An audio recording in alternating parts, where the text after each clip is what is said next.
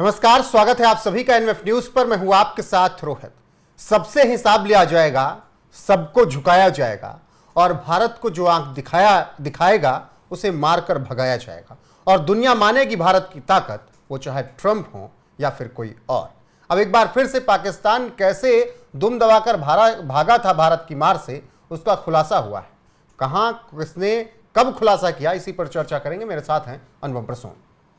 देखिए रोहित, अब पूरी दुनिया में एक बस यही परसेप्शन बना हुआ है कि अमेरिका जो कह देता है वही सत्य है।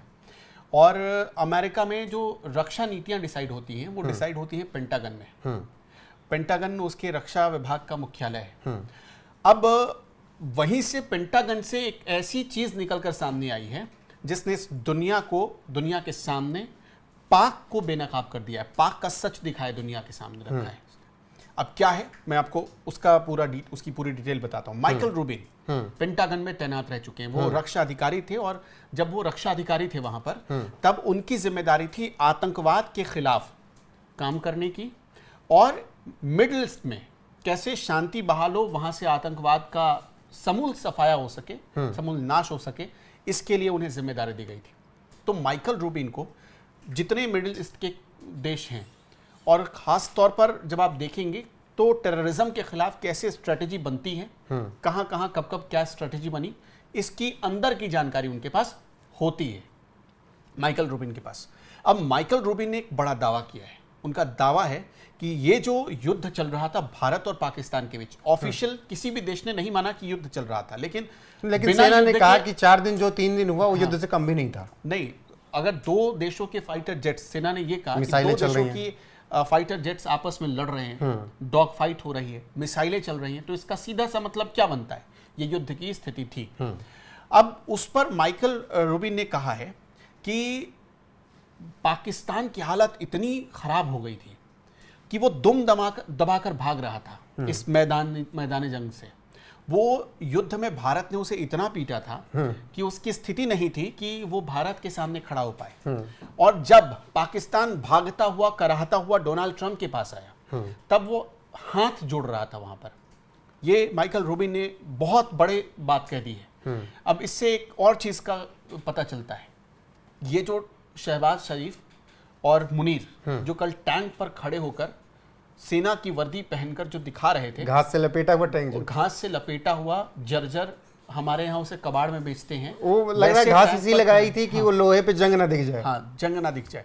तो अब क्या था कि जब वो सामने आ गई तस्वीर, तो माइकल रूबिन ने कहा कि नहीं, ये लोग दूसरी दुनिया में जी रहे हैं, इनको सच्चाई बताओ। और जाहिर सी बात है कि पेंटागन जो कह रहा है या पेंटागन का कोई अधिकारी अगर कुछ कह रहा है तो वो बहुत गंभीरता और जिम्मेदारी के साथ कुछ कहेगा। वो पूर्व अधिकारी, अभी फिलहाल तो नहीं है, पूर्व अधिकारी है, लेकिन उनके लिंक्स, उनके अपने सोर्सेज हैं। पेंटागन के हर अधिकारी के अपने सोर्सेज होते हैं। और चूंकि जैसा मैंने आपको शुरू में ही बताया कि उन्होंने आतंकवाद और मिडिल ईस्ट कंट्रीज पर काम किया है, कौन सी कंट्रीज कितनी पानी में है, कितना पानी में है, उनको वो पता है। तो इस स्थिति में भी ये जो वॉर हुआ है, इसमें भी पाकिस्तान कितना पानी में था, इसका उन्होंने खुलासा कर दिया है। ये जो हर दिन पाकिस्तान की धोती सब खोल रहे हैं, पाकिस्तान का पजामा वैसे एक्चुअली खोल रहे हैं, ये जो फर्जी जीत का जश्न फिर मना रहे थे, तो अब इनको शर्म आएगी कि नहीं? देखिए, आपको अगर याद हो तो कल भी ऑस्ट्रिया के एक ऐसे व्यक्ति ने जो 550 किताब लिख चुका और डिफेंस का बहुत बड़ा एक्सपर्ट माना जाता है, उसने जब ये खुलासा किया कि इस पूरे युद्ध में वन साइडेड विक्ट्री है भारत के लिए, तब भी पाकिस्तान के लिए एक तमाचा था। और तो और आपने देखा जब थिंक टैंक की रिपोर्ट आई कल, थिंक टैंक की रिपोर्ट में क्या कहा गया कि पाकिस्तान के पास जितने हथियार थे, JF-17 से लेकर J-10 तक, सब जाम, उसका रडार वो भी जाम, PL-15 वो भी जाम, HQ-9 जाम हो गया था। HQ-9 23 मिनट तक, करीब 70 मिनट तक जाम था, 60 मिनट तक। और उस 60 मिनट में जब वो HQ-9 जाम था तो सिर्फ 23 मिनट में भारत ने घुस के पूरा अपना कारनामा कर दिया। कार्रवाई हो गई। मतलब पूरा, जिसको कहते हैं ना हमारे गांव देहात में कि घुस के तोड़ फोड़ के एकदम समतल कर दिया। तो वो अलग सीन था यहाँ पर। और सिर्फ जानते हैं, जब से ये खबर आई कि HQ-9 को भारत ने जाम कर दिया, चीनी कंपनियों के शेयर औंधे मुंह गिर रहे हैं। और सिर्फ इतना ही नहीं, ये जो जितने ये तो थिंक टैंक, माइकल रूबिन को तो दुनिया एक थिंक टैंक की तरह देखती है। इससे पहले जो कल मैंने ऑस्ट्रिया का जिक्र किया, उनके एक डिफेंस एक्सपर्ट का बयान आया था जिसने 550 किताबें लिखी हैं, जो कूटनीति का एक बहुत बड़ा जानकार माना जाता है।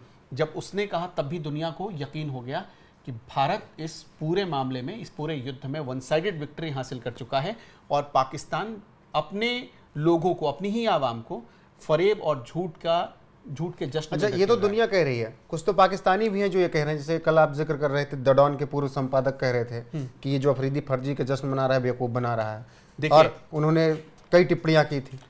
सिर्फ डॉन का ही नहीं बल्कि एक और पत्रकार हैं वहाँ, आपने देखा शाहिद अफरीदी तो पोल उन्होंने खुली दी थी। और डॉन के पूर्व संपादक ने अपनी ही सरकार की पोल भी खोल दी थी, अपनी सरकार को भी उन्होंने आईना दिखाने का काम किया था। और अब एक और पत्रकार हैं, लेडी पत्रकार हैं, उन्होंने भी मतलब पूरे मामले में जब आप देखेंगे तो कलई खोल कर रख दी है। उन्होंने पूरा एकदम सीन समझा दिया है कि मैं उनका नाम थोड़ा मिस कर रहा हूँ, वो लेडी जर्नलिस्ट हैं, वो पाकिस्तान की हैं, और जो वायरल ज्यादा रहते हैं, वो जो सबसे ज्यादा वायरल होती, नहीं आरजू नहीं, कोई और लेडी है। अच्छा, मैं उनका नाम मिस कर रहा हूँ। ठीक है, तो उन्होंने जो कहा है, मैं आलिया शाह नाम है उनका। अच्छा, आलिया शाह उनका नाम है। आलिया शाह ने बयान दिया है कि पीएम मोदी की वजह से पाकिस्तान ट्रोल हो गया है। जिस दिन 12 तारीख को जब पीएम मोदी भाषण देने के लिए आए, 8:30 बजे के बाद पाकिस्तानी तो मुनीर और शहबाज को ढूंढ रहे थे कि भाई अगर सामने पड़ गया तो इसको अभी बता देंगे, ये जो फर्जी जश्न मनवा रहा है इसको अभी बता देंगे, वो वाला सीन था वहां पर। तो इस तरह से उनके पीछे पाकिस्तानी आवाम पड़ी थी। और कल आपने देखा मुनीर का चेहरा बड़ा मुरझाया हुआ था, बहुत मुरझाया हुआ था, ऐसा लग रहा था भीगी बिल्ली बनकर वो। अरे वो तो तस्वीर दिख रही थी कहीं सेना कोने का में ले जाकर, जनरल, उसका कॉन्फिडेंस दिखता है।